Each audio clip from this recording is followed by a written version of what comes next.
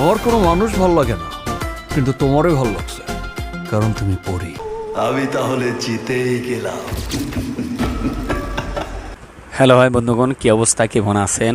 আমাদের বাংলাদেশ দ্বিতীয়বারের মতো স্বাধীন হয়েছে। এই স্বাধীন দেশের সতেজ অক্সিজেন নিয়ে সতেজ দেশে স্বাধীনভাবে ঘুরে স্বাধীনভাবে কথা বলতে পেরে আপনাদের কেমন লাগছে এটা অবশ্যই জানাবেন। এখন আজকে কথা বলবো প্যান ইন্ডিয়া দরদ সিনেমা নিয়ে, এবং ভারতের সাথে যৌথ প্রযোজনা যে সিনেমাগুলো হয়েছে, এই সিনেমাগুলো যদি এই মুহূর্তে যদি রিলিজের অপেক্ষায় থাকতো তার অবস্থা কি হতো। বেশি না, আমি দুটো সিনেমা নিয়েই বলবো। এই গেল কোরবানির ঈদে তুফান সিনেমাটা, তুফান আমাদের এখন এমন অবস্থা, আমরা না পারছি ওকে গিলতে, না পারছি উগলাতে। যেই সিনেমাটা বাংলাদেশের সর্বোচ্চ আয়কারী সিনেমা হয়েছে এখন। এই তুফান একদিন ডিস্ট্রিক্ট লেভেলে খেলবো। প্রায় 55 কোটি টাকা আয় করেছে এই তুই কি ডারে? সিনেমাটা। এই সিনেমাটা বাংলাদেশের সর্বোচ্চ আয়কারী সিনেমা হিসাবে এখন গণ্য। প্রথমে তো বেদের মেজস্তা ছিল, তারপরে প্রিয়তমা হয়েছে, এখন বর্তমানে তুফান সিনেমা। আমি একদিন ন্যাশনাল লেভেলে খেলবো। এই তুফান সিনেমাটা বাংলাদেশের সর্বোচ্চ আয়কারী সিনেমাটা। এই সিনেমাটা যদি এই মুহূর্তে রিলিজের অপেক্ষায় থাকতো, তাহলে এই সিনেমাটা কি বাংলাদেশে রিলিজ করতে দেওয়া হতো? তুফান হতে অ্যাটিটিউড লাগে, চোখের দৃষ্টি লাগে, অ্যাকশন স্পিড সব লাগে। হতো না, একদমই হতো না। কারণ আমাদের বাংলাদেশের সাথে ভারতের সাথে একটি দ্বন্দ্ব চলছে।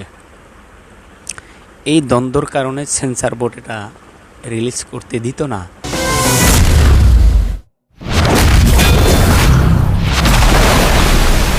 অনেকভাবেই আটকে দিত। এমন এমন কিছু পয়েন্ট কাটতে বলা হতো, যা কেটে ফেললে, যা সিনেমা থেকে বাদ দিলে সিনেমার কিছুই থাকতো না।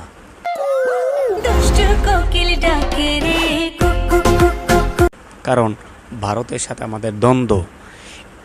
এই দ্বন্দ্ব নিয়েই আমাদের দরদ সিনেমাটা, আমাদের পরিচালক অনন্য মামুনের অনেক কষ্টের ফসল দরদ সিনেমা, প্যান ইন্ডিয়া দরদ সিনেমা। যেই সিনেমাটা 5টি ভাষায় ডাবিং হবে। কি নাম তোমার? দুলু মিয়া। এই সিনেমাটা এই প্রথম প্যান ইন্ডিয়া সিনেমা বাংলাদেশের। কিন্তু এই দরদ সিনেমাটার আমরা টিজার দেখেছি। প্যান ইন্ডিয়া দরদ সিনেমাটা এটা বাংলাদেশে প্যান ইন্ডিয়া আকারে প্রথম নির্মিত হচ্ছে। এই দরদ সিনেমাটা মেগাস্টার শাকিব খানকে বিভিন্ন লুকে হাজির করা হয়েছে।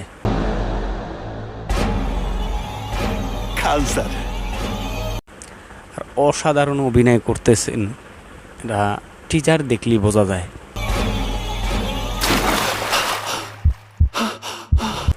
এই দরদ সিনেমাটা এখন কট খাইয়া গেছে। কারণ এখন বাংলাদেশের সাথে ভারতের সাথে যেই দ্বন্দ্ব চলছে, এই অবস্থায় সেন্সার পাবে না দরদ।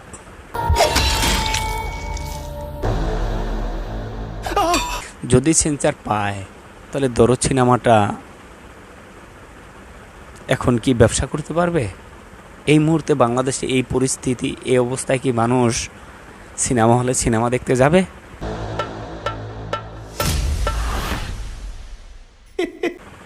যাবে না,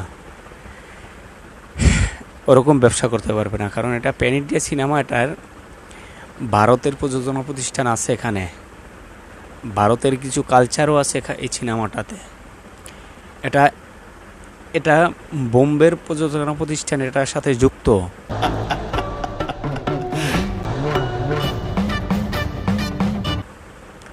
কি মনে করছেন দরদ সিনেমাটা সহজেই সেন্সার পেয়ে যাবে, আর সহজেই সেন্সার পেলে সহজেই ব্যবসা করে যাবে?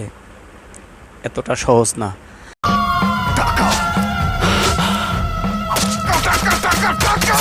আসলে দরদ সিনেমাটার পরিচালকের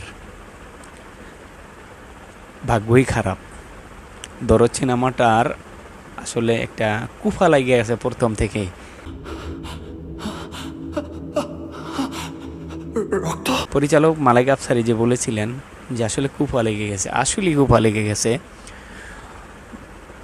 চলতি বছরের ফেব্রুয়ারির 2 তারিখে সিনেমাটা মুক্তি দেওয়ার কথা ছিল, কিন্তু যে কোনো কারণে পরিচালক অনন্য মামুন পারে নাই। সে বলেছে যে আমাদের প্যান ইন্ডিয়া সিনেমারা এটার অনেক কাজ থাকে, আমরা সবটা গুছিয়ে আনতে পারি না, 3টা দেশের 3টা প্রযোজনা প্রতিষ্ঠানের করতে সময় লাগে, এভাবে বলেছিলেন। কিন্তু এক এক করে রিলিজ ডেট পরিবর্তন হচ্ছে। এখন সেপ্টেম্বরে মুক্তি দেওয়ার কথা দরদ সিনেমা, এটা নিয়ে আমি একটি ভিডিও করেছিলাম, আপনারা দেখেছেন। সেপ্টেম্বরে রিলিজ করার কথা দরদ সিনেমাটা। এই সেপ্টেম্বরে যদি দরদ সিনেমাটা রিলিজ করে, দরদ সিনেমাটার জন্য কি এটা সুফল বয়ে আনবে? সুফল আনতে পারবে না, আমার মনে হয় না। আমি ব্যক্তিগতভাবে যা বলছি, আমি ব্যক্তিগতভাবে বলছি, আমার ব্যক্তিগত মতামত জানাচ্ছি। আপনাদের ব্যক্তিগত মতামত অবশ্যই জানাবেন। আমার মনে হয় না দরদ সিনেমাটা এই মুহূর্তে রিলিজ করলে ভালো ব্যবসা করতে পারবে। আর এটার বাজেট তো অনেক বড়, বিগ বাজারের সিনেমা, এটা প্যান ইন্ডিয়া সিনেমা। তা আমার পরামর্শ থাকবে প্রযোজনা প্রতিষ্ঠান এবং পরিচালকের প্রতি, মেগাস্টার শাকিব খানের প্রতি, যে দরদ সিনেমাটা যেহেতু পিছিয়ে গেছে, আরও কিছু সময় নেন। আমাদের দেশটা কন্ট্রোলে ছাত্ররা আনছে, আরও একটু কন্ট্রোল হোক। আমাদের দেশটা তো দ্রুত গতিতেই কন্ট্রোল করছে ছাত্ররা, আর একটু কন্ট্রোল হোক, তারপরে এটা রিলিজ দেখ। আপনার পরিচালক অন্য বলেছিলেন যে ঈদ ছাড়া রিলিজ হবে। ভাই কথা বলেছিলেন, কথা দিয়েছিলেন, আপনি রাখার চেষ্টা করছেন। আপনার ভাগ্য খারাপ, আপনি কথা রাখতে পারেন নাই। আপনি প্রয়োজনে ঈদেই দিবেন, না হয় ঈদ ছাড়া কোনো উৎসবে সিনেমাটা রিলিজ করেন। কারণ মেগাস্টার শাকিব খানের সিনেমা ঈদ ছাড়াই যেদিন রিলিজ হবে দরদ ওদিনই ঈদ, এটা ঠিক আছে। কিন্তু এটা তো প্যান ইন্ডিয়া সিনেমা প্রথম, তারপরে দেশের পরিস্থিতি এরকম না হলে কথা বলতাম না। দেশের পরিস্থিতিরা যে অবস্থায়, এই অবস্থায় বহুত সংকটের মুখে দরদ পড়তে হবে। কারণ দরদ সিনেমাটা নিয়ে বহু ঝামেলা রয়েছে এখন বর্তমানে। দরদ সিনেমাটার শুভকামনা করছি। দরদ সিনেমাটা আমরা সিনেমা হলে দেখতে চাই। মেগাস্টার শাকিব খানের দরদ সিনেমাটা দেখতে চাই। মেগাস্টার আরও অনেক সিনেমা রয়েছে, এগুলো আমরা দেখতে চাই। আমরা সিনেমাপ্রেমী মানুষ, বিনোদন পেতে চাই। আমাদের বিনোদনের মাধ্যম তো এখন একটা সিনেমাই। আর কি বিনোদন নিতে পারি আমরা বলেন? সম্মানিত বন্ধুগণ, দরদ সিনেমাটার ব্যাপারে আমি যে কথাগুলি বললাম, আপনাদের মূল্যবান মতামত কি? দরদ সিনেমাটা যদি সেপ্টেম্বরে রিলিজ করা হয় তাহলে কি ভালো ব্যবসা করতে পারবে? কি মনে হয়? না, সম্ভব না ভাই। এমনিতেই তো সিনেমার অবস্থা দুরবস্থা, এর ভিতরে দেশের অবস্থাও দুরবস্থা থেকে আমাদের ছাত্র ভাইয়েরা এখন যে পরিস্থিতি এনেছে আর আনার চেষ্টা করছে, আমাদের দেশের অবস্থাটা এখন মোটামুটি ভালোর দিকে যাচ্ছে, আরও যাবে। এই সময়ের জন্য দরদ টিমকে অপেক্ষা করতে হবে, অবশ্যই অপেক্ষা করতে হবে। না হয় দরদ সিনেমাটা সেপ্টেম্বরে রিলিজ করলে ভালো সুফল বয়ে আনতে পারবে না, এটা আমার ব্যক্তিগত মতামত। দরদ সিনেমাটার প্রতি মানুষের অনেক আগ্রহ রয়েছে। আমিও অনেক বলেছি রিলিজ করে না কেন, রিলিজ করে দেও। ওই সময় দেশের অবস্থা ভালো ছিল তাই বলেছি, এখন তো দেশের অবস্থা ওরকম ভালো না।